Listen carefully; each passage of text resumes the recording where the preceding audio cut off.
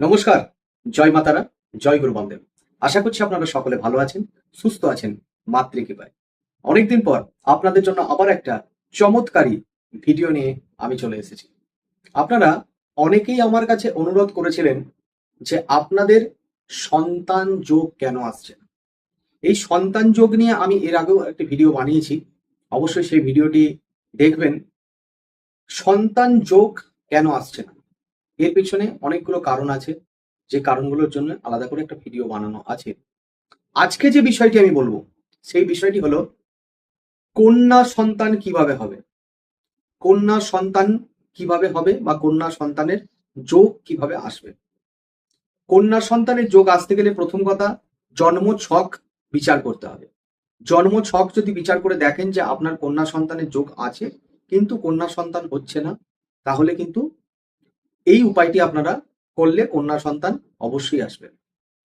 অবশ্যই আমার ভিডিওটি পুরোটা দেখবেন এবং লাইক, কমেন্ট, সাবস্ক্রাইব করতে ভুলবেন না। আপনারা যদি আমার পাশে থাকেন, অবশ্যই আপনাদের দিনের পর দিন কিন্তু আমি খুব কার্যকারী, শক্তিশালী বিশেষ কিছু টোটকা আমি আপনাদের দিতে পারবো। তাহলে এবার আসি কাজের কথায়। আপনারা কি করবেন? রবিবার অথবা সোমবার দিন কাগজি লেবু গাছ হয় দেখবেন, কাগজি লেবু গাছের শেকড়টাকে তুলে আনবেন। কাগজি লেবু গাছের শেকড়টাকে তুলে এনে আপনারা ভালো করে বাঁটবেন।